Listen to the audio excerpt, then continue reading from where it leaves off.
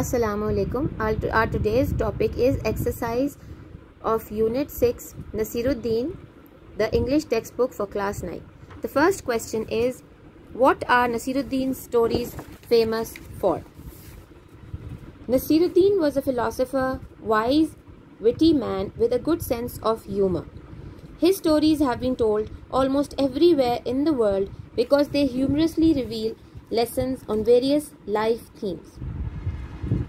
The great allure of Nasiruddin's stories is that they are funny as well as lesson-fitted, philosophical and thought-provoking. Now, whatever Nasiruddin portrays or gives forward, it is satirical, it is funny, but it has a lesson in it too.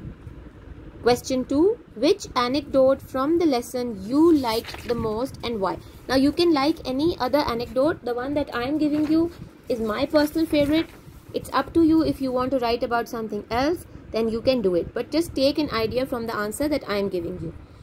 I like the second anecdote from the lesson. It is the most humorous story.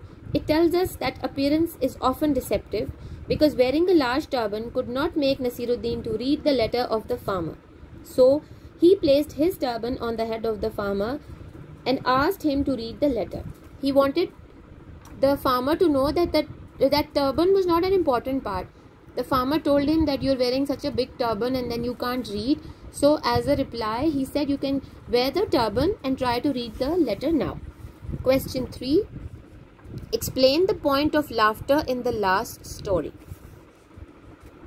The point of laughter in the last story is that when a neighbor came to borrow Nasiruddin's donkey, he told the neighbor that he had already lent his donkey. As soon as he had spoken, the donkey brayed and Nasiruddin's lie was exposed on the spot.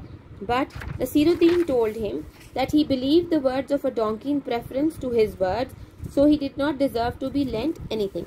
Now, in this question, the writer asks, explain the point of laughter in the last story. Now, what is making us laugh in the last story is that although everyone heard the donkey bray, but Nasiruddin tried to make it funny by saying that if you can't believe me, my word, and you believe the word of a donkey, so mine is a better option.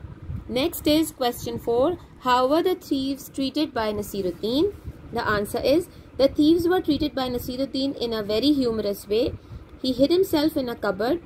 When the thieves found him, they asked him the reason of hiding in the cupboard. Nasiruddin told them that he could not face them as there was nothing worthy of them in the house. Now, this was very clever of Nasiruddin. He let the thieves go through his stuff, but then he hid himself in the cupboard by saying that there was nothing worthy of the thieves in his house. Next question is, what was Nasiruddin's explanation to the gardener? Nasiruddin told the gardener that he had been blown into the garden by the wind. To stop himself being swept away, he caught hold of vegetables and thus they were uprooted.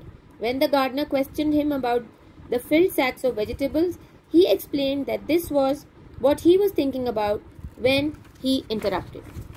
Next question is, have you ever come across a humorous person like Nasiruddin? Yes, I have come across a humorous person like Nasiruddin. He is very interesting, humorous and sharp-witted. He tells us old stories from his life in a very funny way.